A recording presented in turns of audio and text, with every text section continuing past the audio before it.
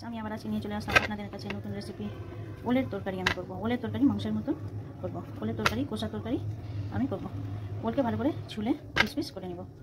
ভালো করে কেটে নিয়েছি মাংসের পিসের মতন আর ধুয়ে নিয়েছি পরিষ্কার করে। এদিকে কড়াইটা চাপিয়ে দিয়েছি। কড়াইয়ে আমি জল দিয়ে ওলটাকে সিদ্ধ করতে দিয়ে দেবো মাংসের মতন। না পারলে ভেজেও করতে পারবো। আমি 1 গ্লাস জল দিলাম।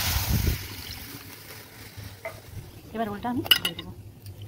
সবগুলো ওল দিয়ে দিয়েছি। এবার লবণ হলুদ পেঁয়াজ লঙ্কা দিয়ে দেবো। স্বাদ অনুযায়ী লবণ দিব 1 চামচ, লবণ দিব 1 চামচ, হলুদ দিলাম কালার অনুযায়ী, একটু দিব তেল। এবার দিব পেঁয়াজ লঙ্কা, কেটে রেখেছি কুচি করে 2টা পেঁয়াজ আর লঙ্কা। এবার দিয়ে দেবো। এবার ঢেকে দেবো। ঢেকে দিব, ওলটা সিদ্ধ হতে দেবো। এদিকে আমি মশলাটা করে নিচ্ছি। এবার আমি মশলা নিয়ে নিয়েছি আদা রসুন জিরা পেঁয়াজ লঙ্কা। এটা আমি বেটে নেব। আদা রসুন জিরা পেঁয়াজ লঙ্কা এটা মশলা আমি করে নেব মিক্সার গ্রাইন্ডারে। একটু ঝোল নিয়ে নেব। মশলাটা করা হয়ে গেল। এবার আমি দেখে নেব কতটা সিদ্ধ হয়েছে। আমি তেজপাতা দিতে ভুলে গেছি। এবার আমি তেজপাতা দিয়ে দেবো।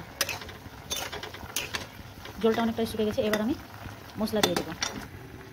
মশলাটা এবার দিয়ে দেবো। অর্ধেকটা গলে গেছে। এবার মশলা দিয়ে আমি ভেজে নেব মাংসের মতন।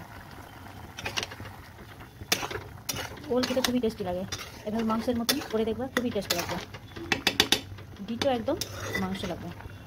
মশলার বাটিটা ধুয়ে একটু আমি দিয়ে দিব জলটা।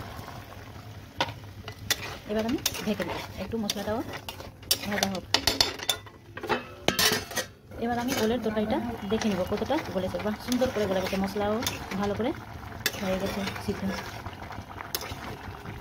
মশলা দিয়ে আর একটু আমি ভেজে নেব। মশলাটাও গন্ধ খুবই সুন্দর বের হচ্ছে ওলের মাংসের মতন। ওলটাও গলে গেছে, মশলাটাও ভাজা হয়ে গেল, একদম ডিটো মাংসের মতন। তুমি এই রেসিপিটা ফলো করবা।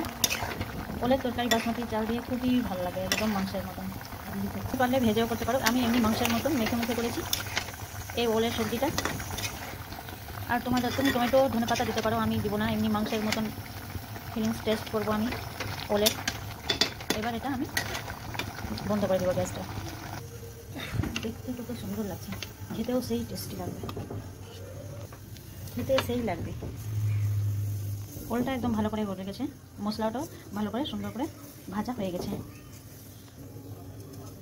আমি এখানে আমার ওলের সবজি রেসিপি কমপ্লিট করছি। এই মাংসের মতন কষা ওলের সবজি খেতে খুবই টেস্ট লাগে। এই রেসিপিটা ফলো করে দেখবা আর কমেন্টে জানাবা কেমন লাগছে এই সবজিটা, ওলের সবজিটা শুকনো ভাতে কেমন খেতে লাগে এই কষা ওলের সবজি। ওকে গাইজ, থ্যাংক ইউ, খোদা হাফিজ। আমি আবার নিয়ে চলে আসবো আপনাদের কাছে নতুন recipe. Okay, take care, have a nice day.